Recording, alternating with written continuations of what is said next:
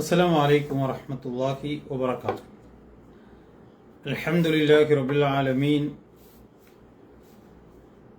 വസ്സലാത്തു വസ്സലാമു അലാ റസൂലിഹിൽ അമീൻ വഅലാ ആലിഹി വസഹ്ബിഹി അജ്മഈൻ വമൻ തബിഅഹും ബിഇഹ്സാനിൻ ഇലാ യൗമിദ്ദീൻ. അമ്മാ ബഅദ്. ദർസുൽ ഖുർആനിന്റെ പ്രതിവാര ക്ലാസ്സാണ് നമ്മൾ ആരംഭിക്കുന്നത്. വിശുദ്ധ ഖുർആനിലെ സൂറ അൽ മുംതഹനയിലെ 1-2 ആയത്തുകൾ കഴിഞ്ഞ ആഴ്ചയിൽ നമ്മൾ വിശദീകരിച്ചു. പ്രസ്തുത അധ്യായത്തിലെ 3-4 വചനങ്ങളാണ് ഇന്ന് വിശദീകരിക്കാൻ ഉദ്ദേശിക്കുന്നത്. സൂറത്തുൽ മുംതഹന, പ്രസ്തുത അധ്യായത്തിന് ആ പേര് വരാനുള്ള കാരണം അതിൻ്റെ ഒരു സൂചന കഴിഞ്ഞ ക്ലാസ്സിൽ നമ്മൾ നൽകുകയുണ്ടായി. 3-ാമത്തെയും 4-ാമത്തെയും ആയത്തുകളിൽ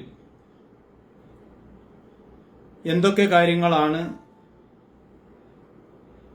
അള്ളാഹു നമ്മോട് ഉണർത്തുന്നത് എന്ന് നമുക്ക് പരിശോധിക്കാം. അഊദു ബില്ലാഹി മിനശ് ശൈത്വാനിർ റജീം. ബിസ്മില്ലാഹിർ റഹ്മാനിർ റഹീം. ലൻ തൻഫഅകും അർഹാമുകും വലാ ഔലാദുകും യൗമൽ ഖിയാമത്തി യഫ്സിലു ബൈനകും വല്ലാഹു ബിമാ തഅമലൂന ബസീർ. ഇതാണ് 3-ാമത്തെ ആയത്ത്. ഈ ആയത്തിൽ കഴിഞ്ഞ ആയത്തിൽ നമ്മൾ വിശദീകരിച്ച അവതരണ പശ്ചാത്തലവുമായി ബന്ധപ്പെട്ടുകൊണ്ട് ആ ചരിത്രത്തിൽ പരാമർശിക്കപ്പെട്ട ഹാത്തിബിന് അബീ ബുൽത എന്ന് പറയുന്ന സ്വഹാബിയുടെയും അദ്ദേഹം ചെയ്ത ചില പ്രവർത്തനങ്ങളും അതിനുശേഷം അദ്ദേഹം നബി സല്ലല്ലാഹു അലൈഹി വസല്ലമയോട് ഒഴികഴിവ് പറഞ്ഞ കാര്യങ്ങളും നമ്മൾ വിശദീകരിച്ചു. അദ്ദേഹം ഒരു സഹാബിയാണ്. പക്ഷെ മദീനയിൽ നിന്ന് നബിയും സഹാബികളും മക്കയെ ലക്ഷ്യമാക്കി പോകുന്നു എന്ന വിവരം രഹസ്യമായി മക്കയിലെ മുശ്രിക്കുകളെ അറിയിക്കുന്നതിനു വേണ്ടി ഹാത്തിബിന് അബീ ബുൽത എന്ന് പറയുന്ന സ്വഹാബി അദ്ദേഹം ഒരു എഴുത്ത് അങ്ങോട്ട് കൊടുത്തയക്കുകയാണ്. ആ വിവരം നബി സല്ലല്ലാഹു അലൈഹി വസല്ലമക്ക് വഹയി മുഖേന അറിയിക്കപ്പെടുകയും അലി റളിയല്ലാഹു അൻഹുവിനെയും മറ്റു ചിലരെയും ആ സ്ത്രീയിൽ നിന്ന് എഴുത്ത് വാങ്ങുന്നതിനു വേണ്ടി നബി തിരുമേനി നിയോഗിക്കുകയും ചെയ്തു. ചുരുക്കത്തിൽ ആ എഴുത്ത് നബി സല്ലല്ലാഹു അലൈഹി വസല്ലമക്ക് ലഭിച്ചപ്പോൾ എഴുത്ത് കൊടുത്തയച്ച ഹാത്തിബിന് അബീ ബുൽത എന്ന സഹാബിയെ നബി തിരുമേനി വിളിക്കുകയും എന്തിനിങ്ങനെ ഒരു എഴുത്ത് കൊടുത്തയച്ചു എന്ന് ആരാഞ്ഞ സന്ദർഭത്തിൽ എനിക്ക് ഇസ്ലാമിനോട് വെറുപ്പോ, ഞാൻ ഇസ്ലാമിൽ നിന്ന് പുറത്തു പോവുകയോ അല്ലെങ്കിൽ മുശ്രിക്കുകളുടെ മാനസിക ഐക്യമോ ഒന്നും ഉണ്ടായിട്ടില്ല പ്രവാചകരെ, മറിച്ച് മറ്റു സഹാബികളുടെ ബന്ധുക്കളൊക്കെ മക്കയിൽ ഉണ്ടെന്നും ഒരാക്രമണം നടക്കുമ്പോൾ അവരെ സംരക്ഷണം അവരുടെ കുടുംബക്കാർ അതവരെ സംരക്ഷിക്കുമെന്നും, എന്നാൽ എനിക്ക് മക്കയിൽ അധികം ബന്ധുക്കളാരുമില്ല, അതുകൊണ്ട് എൻ്റെ ഉള്ള ബന്ധുക്കളെ സംരക്ഷിക്കാൻ വേണ്ടി മാത്രമാണ് താൻ അങ്ങനെ ചെയ്തത് എന്നും അദ്ദേഹം നബി സല്ലല്ലാഹു അലൈഹി വസല്ലമയോട് പറഞ്ഞ കാര്യം കഴിഞ്ഞ ക്ലാസ്സിൽ നമ്മൾ വിശദീകരിച്ചു. അപ്പൊ ബന്ധുക്കളോടുള്ള സ്നേഹവും വാത്സല്യവും ഒക്കെ നല്ല കാര്യം തന്നെയാണ്. പക്ഷെ ആ ബന്ധുക്കൾ വിശ്വാസപരമായി നമ്മുടെ കൂട്ടത്തിലല്ലെങ്കിൽ അവർക്ക് ഇതുപോലെയുള്ള കാര്യങ്ങൾ എത്തിച്ചു കൊടുക്കുന്നതും അത് തെറ്റാണെന്ന് മാത്രമല്ല, പരലോകത്ത് ഈ ബന്ധുക്കൾ ആരും ഒരു ഉപകാരവും നമുക്ക് നൽകുകയില്ല എന്ന് അദ്ദേഹത്തെയും മറ്റ് എല്ലാ മുസ്ലിങ്ങളെയും അള്ളാഹു ഓർമ്മപ്പെടുത്തുകയാണ്. ലൻ തൻഫഅകും അർഹാമുക്കും, നിങ്ങളുടെ കുടുംബ ബന്ധങ്ങൾ അല്ലെങ്കിൽ രക്തബന്ധങ്ങൾ നിങ്ങൾക്ക് ഉപകരിക്കുകയില്ല. വലാ ഔലാദുക്കും, നിങ്ങളുടെ സന്താനങ്ങളും നിങ്ങൾക്ക് പ്രയോജനപ്പെടുകയില്ല. യൗമൽ ഖിയാമ, പരലോകത്ത്. ഇന്ന ആൾ എന്റെ കുടുംബമായിരുന്നു, അവൻ നല്ലവനാകട്ടെ ദുഷിച്ചവനാകട്ടെ, പക്ഷെ ആ ബന്ധങ്ങളോ ആ ബന്ധത്തിന്റെ ആഴങ്ങളോ ഒരിക്കലും നമുക്ക് പരലോകത്ത് യാതൊരു നിലക്കും പ്രയോജനപ്പെടുകയില്ല എന്ന് അദ്ദേഹത്തെയും നമ്മയും അള്ളാഹു പൊതുവായി ഓർമ്മപ്പെടുത്തുകയാണ്. മാത്രമല്ല, യഫ്സിലു ബൈനക്കും, ഖിയാമത്ത് നാളിൽ അന്ത്യദിനത്തിൽ നിങ്ങൾക്കും ആ ബന്ധുക്കൾക്കും ഇടയിൽ, നിങ്ങളുടെ സന്താനങ്ങൾക്കും ഇടയിൽ അള്ളാഹു ബന്ധം വേർപ്പെടുത്തുമെന്നും വല്ലാഹു ബിമാ തഅമലൂന ബസീർ, നിങ്ങൾ പ്രവർത്തിക്കുന്നതിനെക്കുറിച്ച് അള്ളാഹു കൃത്യമായി കണ്ടറിയുന്നവനാകുന്നു എന്ന് പ്രഖ്യാപിക്കുകയും ചെയ്യുന്നു. അദ്ദേഹം രഹസ്യമായിട്ടാണ് ആ എഴുത്ത് കൊടുത്തയച്ചതെങ്കിലും ആ സ്ത്രീയുടെ മുടിക്കെട്ടിൽ നിന്ന് അവർ എഴുത്ത് അലി റളിയല്ലാഹു അൻഹുവിനും മറ്റ് സഹാബികൾക്കും നൽകുകയും ചെയ്തല്ലോ. ആ ഒരു രഹസ്യ പ്രവർത്തനം നബി തിരുമേനിയും അറിഞ്ഞിട്ടില്ല. വഹീ മുഖേന അള്ളാഹു അദ്ദേഹത്തെ അറിയിക്കുകയാണ്. മുസ്ലിങ്ങൾ മക്കയിലേക്ക് വരുന്നു എന്ന വിവരം രഹസ്യമായി മക്കയിലെ മുശ്രിക്കുകളെ അറിയിക്കാൻ അദ്ദേഹം ഉദ്ദേശിച്ചത് തന്റെ കുടുംബങ്ങളുടെ സംരക്ഷയ്ക്ക് വേണ്ടിയാണ് എന്നുള്ളതൊരു വാസ്തവമാണ്. പക്ഷെ എങ്കിലും ഇസ്ലാമിന്റെയും മുസ്ലിങ്ങളുടെയും ശത്രുക്കൾക്ക് മുസ്ലിങ്ങളുടെ വിവരങ്ങൾ നൽകുക, അവരുമായി സ്നേഹബന്ധം പുലർത്തുക എന്നത് ഒന്നാമത്തെ ആയത്തിൽ പറഞ്ഞതുപോലെ തന്നെ അള്ളാഹു ഇഷ്ടപ്പെടാത്തൊരു കാര്യമാണ്. മാത്രമല്ല, ആ കുടുംബബന്ധം പരലോകത്തൊരിക്കലും നിങ്ങൾക്ക് ഉപകാരപ്പെടുകയില്ല. അവിടെ കർമ്മങ്ങളും സത്യവിശ്വാസവും സൽക്കർമ്മങ്ങളും മാത്രമാണ് പരലോകത്ത് ഉപകാരപ്പെടുക. അതുകൊണ്ട് ഈ ലോകത്ത് വെച്ച് നിങ്ങൾ സത്യത്തിനെതിരായി, അള്ളാഹുവിനെതിരായി, പ്രവാചകനെതിരായി ചെയ്യുന്ന കാര്യങ്ങളൊക്കെയും അത് രഹസ്യമാകട്ടെ പരസ്യമാകട്ടെ അള്ളാഹു അറിയുമെന്ന് ഒന്നാമത്തെ ആയത്തിൽ തന്നെ വ്യക്തമായി പറയുകയുണ്ടായി. ഇവിടെ അള്ളാഹു ഓർമ്മപ്പെടുത്തുന്ന ഒരു കാര്യം, ഈ ബന്ധങ്ങളും നിങ്ങളുടെ സന്താനങ്ങളൊന്നും അവർ സത്യവിശ്വാസികളല്ലെങ്കിൽ നിങ്ങൾക്ക് ഖിയാമത്ത് നാളിൽ ഉപകാരപ്പെടുകയില്ല എന്ന് മാത്രമല്ല, നിങ്ങൾ ഇഹലോകത്ത് ചെയ്യുന്ന നിങ്ങളുടെ സകല കർമ്മങ്ങളെയും അള്ളാഹു കൃത്യമായി നിരീക്ഷിക്കുന്നവനാണ്, അവൻ അറിയുന്നവനാണ് എന്ന് എല്ലാവരെയും അള്ളാഹു ഓർമ്മപ്പെടുത്തുകയും ചെയ്യുന്നു. വിശുദ്ധ ഖുർആനിൽ അനവധി സ്ഥലങ്ങളിൽ നമ്മുടെ സന്താനങ്ങളോ നമ്മുടെ കുടുംബങ്ങളോ നമ്മുടെ സഹോദരങ്ങളോ അതല്ലെങ്കിൽ മറ്റു ബന്ധുമിത്രാദികളോ ആരും തന്നെ നിങ്ങൾക്ക് ഉപകാരപ്പെടുകയില്ല എന്ന് ഒന്നിലധികം സ്ഥലങ്ങളിൽ പറയുന്നുണ്ട്. അന്ത്യദിനം ആരംഭിച്ചു കഴിഞ്ഞാൽ ഇദാ നുഫിഖ ഫിസ്സൂരി ഫലാ അൻസാബ ബൈനഹും, കാഹളത്തിൽ ഊതപ്പെട്ട് കഴിഞ്ഞാൽ പിന്നെ നിങ്ങൾക്കിടയിൽ ബന്ധങ്ങൾ ഉണ്ടായിരിക്കുകയില്ല. പിന്നെ യൗമഇദിൻ, അന്നേ ദിവസം വലാ യതസാഅലൂൻ, നിങ്ങൾ അത്തരം കാര്യങ്ങളെക്കുറിച്ച് ചോദിക്കപ്പെടുകയുമില്ല. അപ്പൊ എന്നിട്ട് അള്ളാഹുവിന്റെ ഈ വിളിയാളത്തിനുള്ള കൽപ്പന അത് ഊതപ്പെട്ട് കഴിഞ്ഞാൽ, അത് സംഭവിച്ചു കഴിഞ്ഞാൽ അവർക്കിടയിൽ കുടുംബ ബന്ധങ്ങളൊന്നും ഉണ്ടായിരിക്കുകയില്ല എന്ന് മാത്രമല്ല, അവർ അന്യോന്യം അന്വേഷിക്കുക പോലുമില്ല.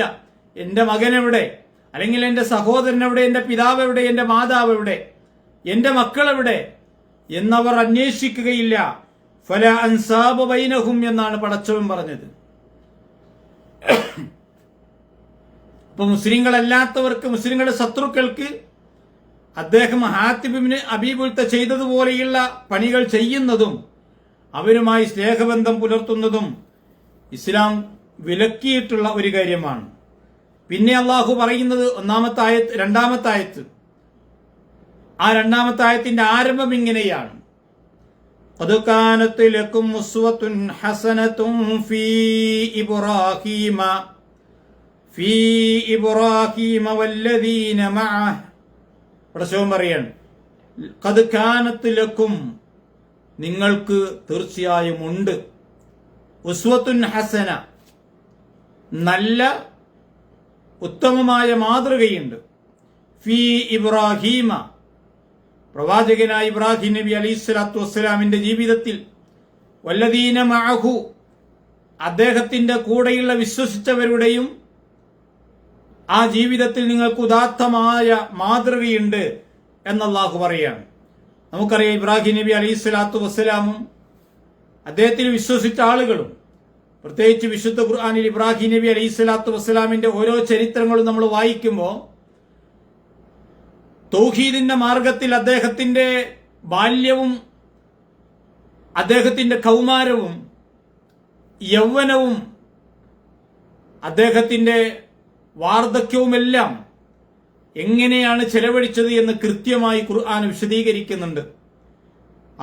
ആ മാർഗത്തിൽ അദ്ദേഹത്തിന്റെ ജീവിതം അദ്ദേഹം ഒഴിഞ്ഞു വെച്ചതുപോലെ പ്രവർത്തിച്ച ഒരു മനുഷ്യൻ.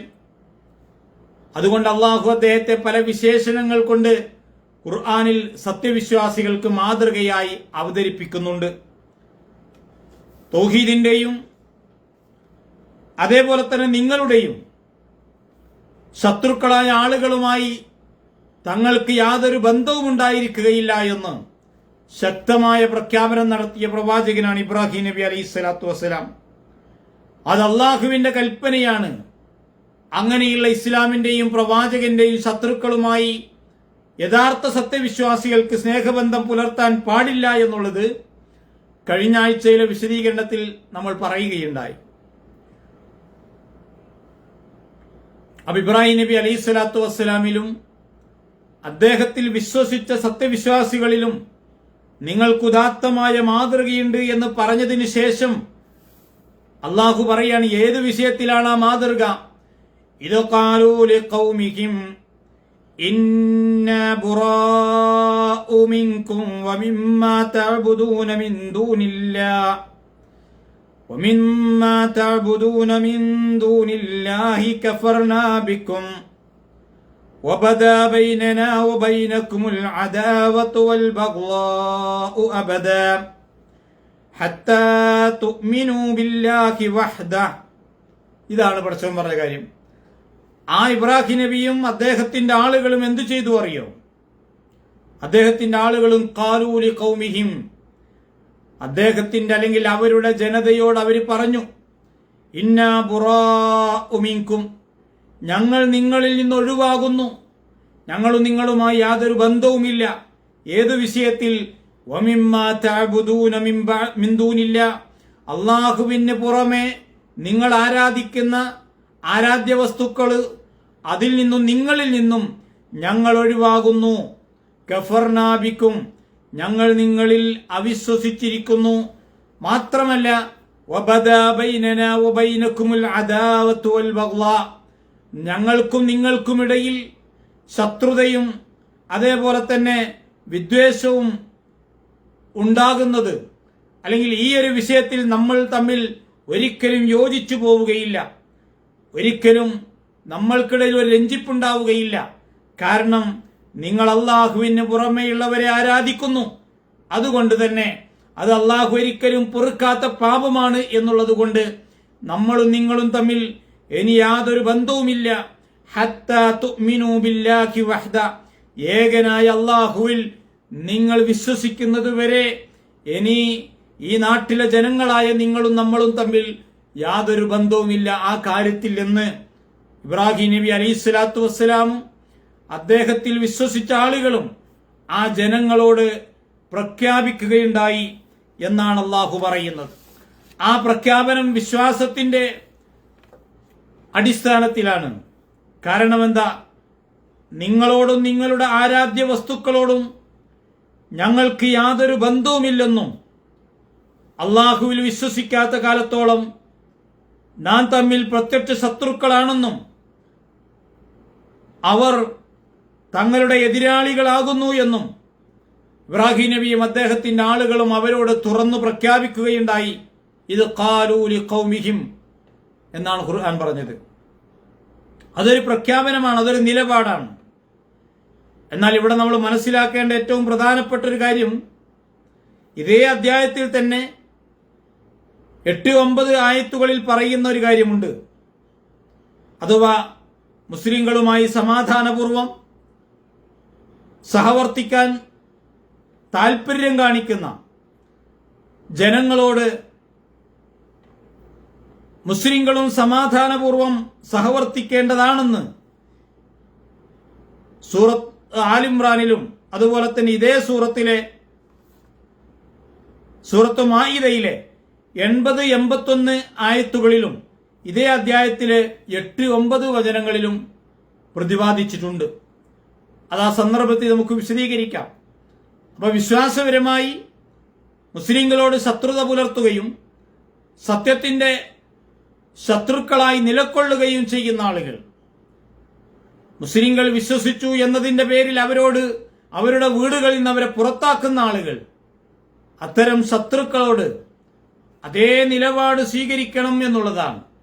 എന്നാൽ ഓരോരുത്തരും അവരവരുടെ വിശ്വാസം സ്വീകരിച്ച് മുസ്ലിങ്ങളോട് സഹകരിച്ചും സഹവർത്തിത്വം പുലർത്തിയും ജീവിക്കുന്ന ഇതര മതസ്ഥരോട് നിങ്ങളും അതേ രീതിയിൽ സഹവർത്തിത്വം കാണിക്കണമെന്നും സഹകരിക്കണമെന്നും ഖുർആൻ വളരെ കൃത്യമായി പറയുന്നുണ്ട്. ഈ ഒരു പോയിന്റ് പ്രത്യേകിച്ച് ഈ കാലഘട്ടത്തിൽ നമ്മൾ കൃത്യമായി അറിഞ്ഞിരിക്കേണ്ട, മനസ്സിലാക്കിയിരിക്കേണ്ട ഒരു കാര്യമാണ്. ഇതാണ് ഇസ്ലാമിന്റെ ആത്യന്തികമായ ഈ വിഷയത്തിലുള്ള നിലപാട്. ശത്രുത പുലർത്തുന്നവരോട് മാത്രമാണ് ശത്രുത കാണിക്കാൻ പറഞ്ഞത്. അവരവരുടെ വിശ്വാസം സ്വീകരിച്ച് പരസ്പരം ആദരിച്ചും ബഹുമാനിച്ചും സഹകരിച്ചും കഴിയുന്നവർ, അവരോട് അതേ രീതിയിൽ മുസ്ലിങ്ങളും പെരുമാറണമെന്നത് അള്ളാഹുവിന്റെ കൽപ്പനയാണ്. ഇത് പറയുമ്പോൾ തന്നെ ഖുർആൻ ഒരു കാര്യം എടുത്തു പറയുന്നുണ്ട്. അവരോട് ഇബ്രാഹിം നബിയും അദ്ദേഹത്തിന്റെ ആളുകളും തൗഹീദിന്റെ കാര്യത്തിൽ ഞങ്ങൾ നിങ്ങളുമായി യാതൊരു ബന്ധമില്ല എന്ന് പ്രഖ്യാപിച്ചുവല്ലോ. എന്നിട്ട് അള്ളാഹു പറയാണ്, എന്ത്? ഇല്ലാ ഖൗല ഇബ്രാഹീമ ലി അബീഹി ലഅസ്തഗ്ഫിറന്ന ലക വമാ അംലികു ലക മിനല്ലാഹി മിൻ ശൈഇ എന്നൊരു കാര്യം പ്രത്യേകം എടുത്തു പറയുന്നുണ്ട്. ആ പറഞ്ഞതിൽ നിന്ന് ഇല്ലാ ഖൗല ഇബ്രാഹീമ ലി അബീഹി, ഇബ്രാഹിം നബി തന്റെ പിതാവിനോട് പറഞ്ഞിരുന്ന ഒരു കാര്യം ഒഴികെ അദ്ദേഹം തന്റെ പിതാവിനോടൊരു വാക്ക് പറഞ്ഞിരുന്നു. ആ വാക്ക് ഇതിനു മുമ്പ് പറഞ്ഞ വിഷയത്തിൽ നിന്നൊഴിവാണ്. എന്തായിരുന്നു അദ്ദേഹം പറഞ്ഞ വാക്ക്? ലഅസ്തഗ്ഫിറന്ന ലക, ഞാൻ താങ്കൾക്ക് വേണ്ടി ഇസ്തിഗ്ഫാർ നടത്തും എന്നുള്ള കാര്യം. യഥാർത്ഥത്തിൽ അള്ളാഹുവിന്റെയും പ്രവാചകന്റെയും ശത്രുക്കളായ ബഹുദൈവാരാധകർക്കും കപടവിശ്വാസികൾക്കും ഒരു മുസ്ലിമിന് ഇസ്തിഗ്ഫാർ, പാപമോചനം നടത്താൻ പാടില്ല എന്നുള്ളത് ഇസ്ലാമിന്റെ മൗലികമായ ഒരു കാര്യമാണ്. വിശുദ്ധ ഖുർആൻ സൂറത്ത് തൗബയിൽ ഇങ്ങനെ പറയുന്നുണ്ട്, മാ കാന ലിന്നബിയ്യി വല്ലദീന ആമനൂ അൻ യസ്തഗ്ഫിറൂ ലിൽ മുശ്രികീന വലൗ കാനൂ ഉലിൽ ഖുർബാ മിൻ ബഅദി മാ തബയ്യന ലഹും അന്നഹും അസ്ഹാബുൽ ജഹീം. പഠിച്ചോ പറയാണ്, മാ കാന ലിന്നബിയ്യി, ഒരു പ്രവാചകന് പാടില്ല, വല്ലദീന ആമനു, സത്യവിശ്വാസികൾക്കും പാടില്ല. എന്തു പാടില്ല? അൻ യസ്തഗ്ഫിറൂ ലിൽ മുശ്രികീന, ബഹുദൈവ വിശ്വാസികൾക്ക് വേണ്ടി അവർക്ക് പാപമോചനം തേടുവാൻ. വലൗ കാനൂ, അവരായിരുന്നാലും ശരി, ആ ബഹുദൈവ വിശ്വാസികൾ ഊലി ഖുർബ, അവരുടെ അടുത്ത ബന്ധുക്കളായിരുന്നാലും ശരി, അവർക്ക് വേണ്ടി പാപമോചനത്തിന് തേടാൻ സത്യവിശ്വാസികൾക്കോ പ്രവാചകന്മാർക്കോ പാടില്ലാത്തതാണ്.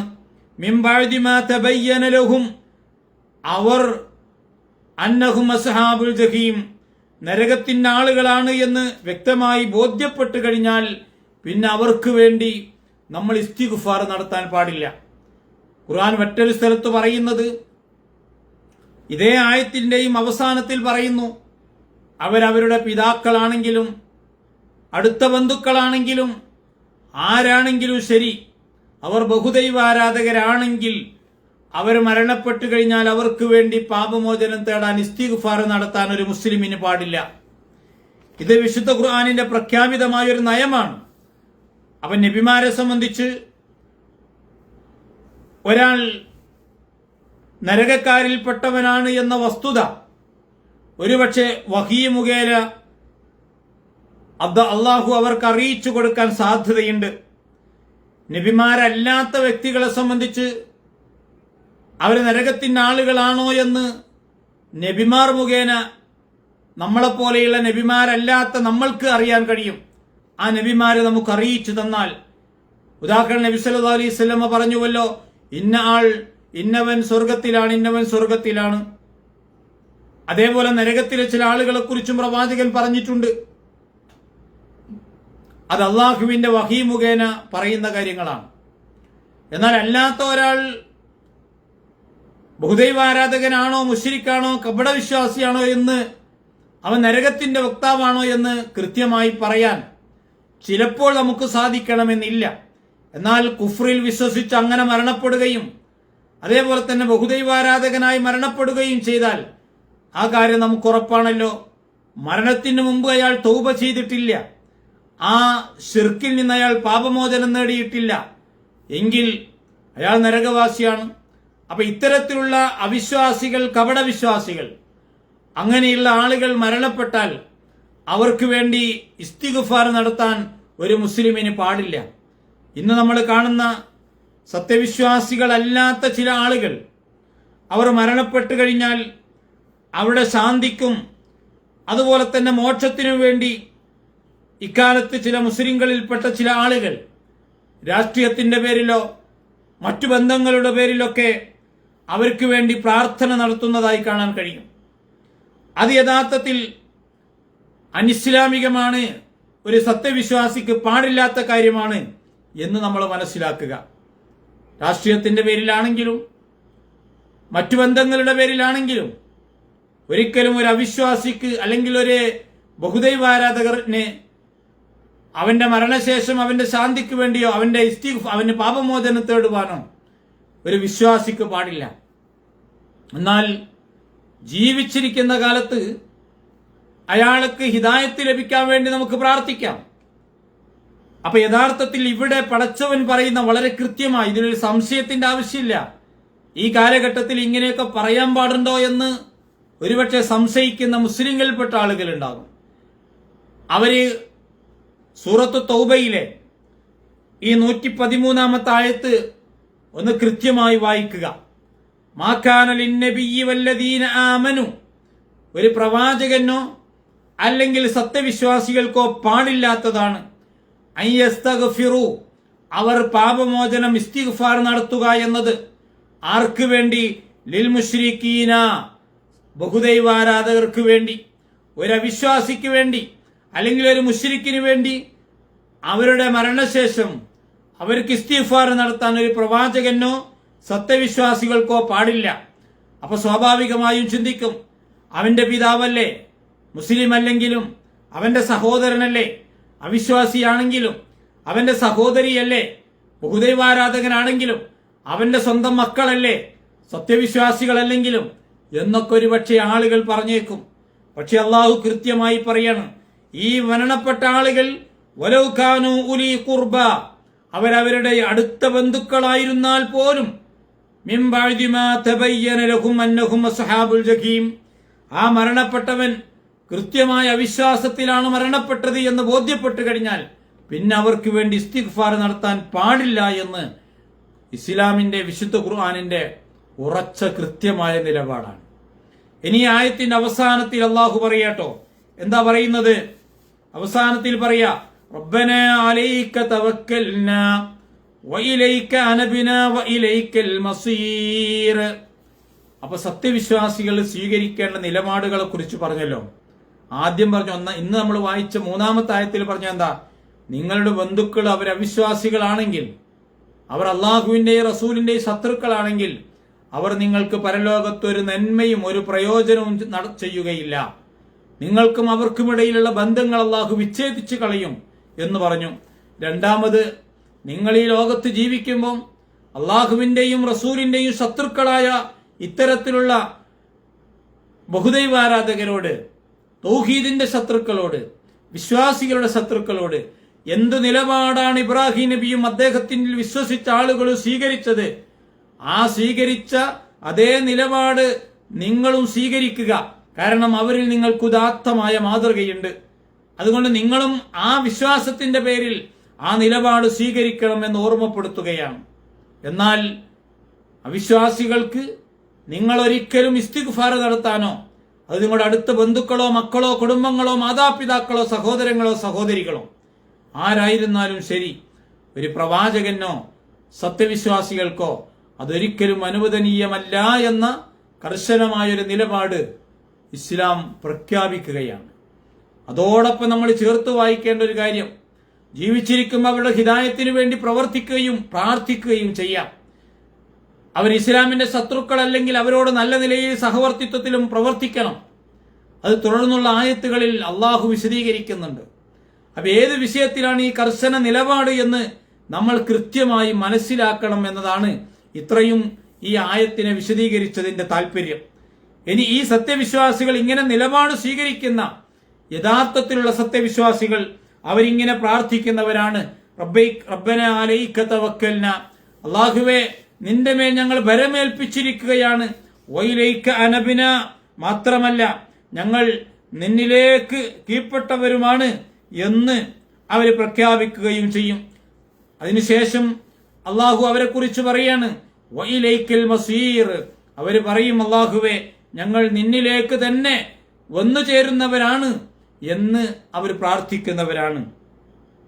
ഇവിടെ നമ്മൾ മനസ്സിലാക്കേണ്ട ഒരു പ്രധാനപ്പെട്ട കാര്യം, തങ്ങളുടെ കാര്യം അവർ അള്ളാഹുവിൽ ഭരമേൽപ്പിക്കുകയാണ് ചെയ്യുന്നത്.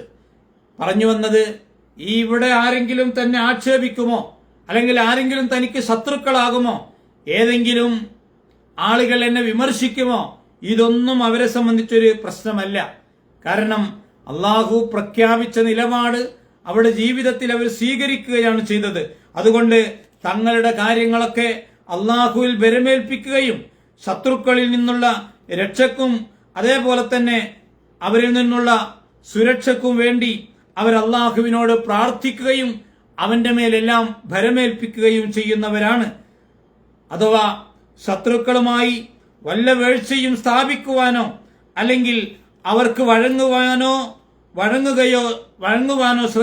ശ്രമിക്കാതെ അവർ യഥാർത്ഥത്തിൽ സധൈര്യം ആ സത്യത്തിൽ ഉറച്ചു നിൽക്കുന്നവരാണ് എന്ന് അള്ളാഹു അവരെ പുകഴ്ത്തി പറയുകയും ചെയ്യുന്നു. ഈ രണ്ടായത്തുകളിലും പ്രത്യേകിച്ച് ഈ ആധുനിക കാലത്ത് ജീവിക്കുന്ന മുസ്ലിങ്ങളെ സംബന്ധിച്ച് കൃത്യമായൊരു നിലപാട് അള്ളാഹു അവർ സ്വീകരിക്കണമെന്ന് അവരെ ഓർമ്മപ്പെടുത്തുകയാണ്. ഈ ആയത്തിന് മുമ്പത്തേതുപോലെ തന്നെ അല്ല, അതിനേക്കാൾ പ്രാധാന്യമുള്ള ഒരു കാലഘട്ടത്തിൽ നമ്മൾ ജീവിക്കുമ്പോൾ ഈ ആയത്തിന്റെ അവതരണ പശ്ചാത്തലവും അതിന്റെ സന്ദർഭവും എന്താണ് യഥാർത്ഥത്തിൽ കൃത്യമായി ഈ ആയത്തുകളിൽ പരാമർശിക്കുന്ന വിഷയങ്ങൾ എന്താണ്, എങ്ങനെയാണ് അതിനെ മനസ്സിലാക്കേണ്ടത്, ശത്രുക്കളോട് അല്ലെങ്കിൽ ഇതര മതസ്ഥരോട് ശത്രുത പുലർത്താനല്ല, മറിച്ച് ഒരാൾ വിശ്വാസിയായി സത്യവിശ്വാസം സ്വീകരിച്ചു എന്നതിന്റെ പേരിൽ അവരെ അവരുടെ വീടുകളിൽ നിന്ന് പുറത്താക്കുകയും ഒരുപക്ഷെ അവരുടെ രാജ്യത്തിൽ നിന്ന് പുറത്താക്കുകയും എന്നിട്ട് ആ സത്യവിശ്വാസത്തിൽ നിന്ന് അതനുസരിച്ച് ജീവിക്കാൻ അനുവദിക്കാതിരിക്കുകയും ഈ സത്യത്തിന്റെ ശത്രുക്കളായെന്നും അവർ നിലകൊള്ളുകയും ചെയ്യുന്നുവെങ്കിൽ അങ്ങനെയുള്ള ആളുകളോടാണ് ഈ കർശനമായ നിലപാട് സ്വീകരിക്കാൻ പടച്ചവൻ പറഞ്ഞിട്ടുള്ളത്. അത് അതേപോലെ തന്നെ മനസ്സിലാക്കുക. ഒരിക്കലും ഇസ്ലാമിനെ മറ്റുള്ള ആളുകളിൽ നിന്നല്ല, അതിന്റെ സ്രോതസ്സുകളിൽ നിന്ന് അഥവാ ഖുർആനിൽ നിന്നും ഹദീസുകളിൽ നിന്നും അതിനെ മനസ്സിലാക്കി അതിനെ നമ്മുടെ സമീപത്തുള്ള അയൽക്കാരായ അല്ലെങ്കിൽ നമ്മുടെ കൂട്ടുകാരായ ഇതര വിശ്വാസികൾക്ക് അവർ തെറ്റിദ്ധരിച്ചിരിക്കുന്ന കാര്യങ്ങളിൽ ആ തെറ്റിദ്ധാരണ നീക്കാൻ നമ്മൾ ഈ അറിവ് നേടുകയും അങ്ങനെ നമ്മൾ അതിന് ശ്രമിക്കുകയും ചെയ്യണം എന്നുകൂടെ ഓർമ്മപ്പെടുത്തുകയാണ്. അള്ളാഹു അനുഗ്രഹിക്കുമാറാവട്ടെ. അസ്സലാമു അലൈക്കും വറഹ്മത്തുള്ളാഹി വബറകാതുഹു.